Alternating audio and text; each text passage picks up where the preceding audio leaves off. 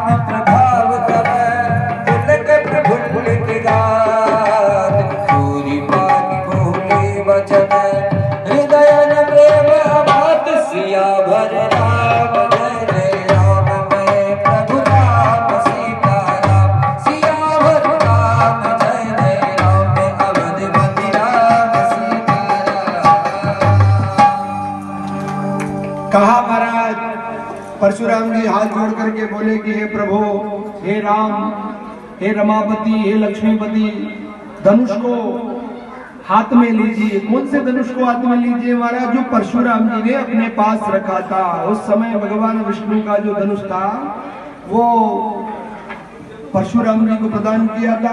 और देखिए तेज प्रदान किया था। उस समय जब वो तपस्या कर रहे थे विष्णु ने तेज प्रदान किया था। परशुराम जी के पास में विशेषतया दो शक्तियां थी महाराज। मन की गति के अनुसार चलने की शक्ति भगवान ने उन्हें प्रदान की थी कि जैसे आंख बंद की नारद जी के जैसे तुरंत कोसों दूर पहुंच जाते थे, वो भी शक्ति थी उनके पास में। और एक दूसरी शक्ति थी महाराज कि उन्हें जो लोगों पर उन्होंने विजय पाई, और जैसे विजय पाने की वो शक्ति प्रदान की थी कि कभी भी कहीं जाकर के जहां फरसा घुमाओगे, जहां तीर बाण चलाओगे, वहां तुम विजय प्राप्त करोगे महाराज। ये भी भगवान ने उन्हें वरदान दिया था। और उस समय ये कहा था कि सीता स्वयंवर में जब हमारा मिलन होगा उस समय मैं वहां से मेरी शक्तियां वापस ले लूंगा। ये भी कहा था महाराज। तभी तो कहा उन्होंने, नहीं ऐसे ही कहा चाप चढ़ा दो।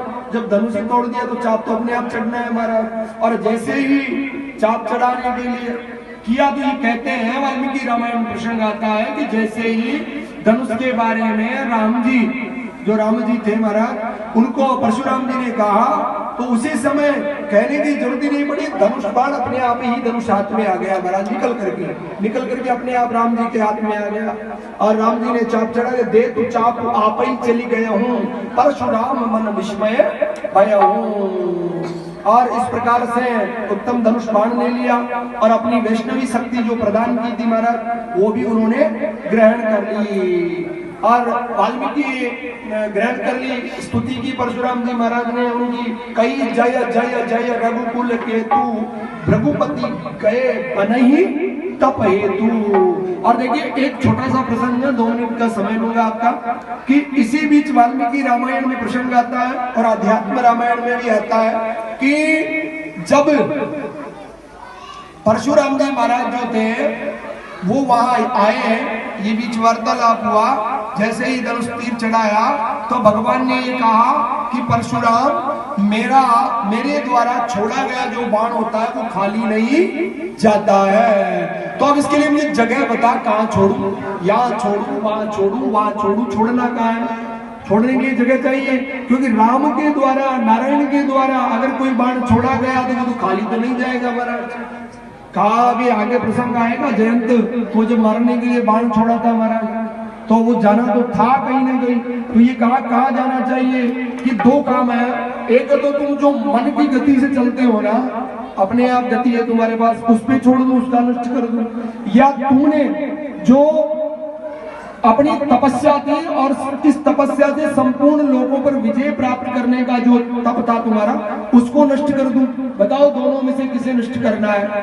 तो फिर परशुराम जी महाराज ने कहा था कि आप प्रभु मेरी गति को, मेरे जो मन की गति से जो जाने का क्रम है, इसको मत छोड़िए, क्योंकि दो कारण है। जब भी मेरी इच्छा हो मैं आपसे मिलने के लिए कहीं भी आ जाऊंगा, तुरंत चुटकी बजाते ही। और अभी भी मुझे यहाँ से कहाँ जाना है? परशुराम अभी कहाँ जाना है महाराज? वन के लिए मुझे महेंद्र पर्वत पर जाना है, तो काफी समय लगेगा, यहाँ से बहुत दूर है, इसलिए मैं मन की गति होगी तो मैं चुटकी बजाते ही वहां चला जाऊंगा। इसलिए इसको तो कर दो फाइल को बंद, और आप मेरे जो कल्याण के लिए मैंने जो तप किया था उस पर इस बाण को छोड़ दो। महाराज बाण छोड़ दिया, प्रणाम किया, स्तुति करते हुए चले गए। सभी नर नारी हर्षित हुए। छोटी सी एक बात है, फिर वाल्मीकि रामायण में ये भी आता है कि जब राम जी का विवाह हुआ, बारात आई, पूरा काम कंप्लीट हो गया, बारात विदा हुई, तो रास्ते में जाने के बाद में महाराज परशुराम जी आए थे। ऐसे वाल्मीकि रामायण और आध्यात्म रामायण कहती है। बाबा कह रहे हैं कि यह आए थे बीच में, और ये रामायण कहा है ना कि कल्प कल्प में राम की अनेक कथाएं हुई महाराज, और उनमें अलग अलग बातें। लेकिन कुल मिला के बात यह है कि परशुराम और राम और लक्ष्मण का संवाद हुआ। कथा को यही विश्राम देंगे।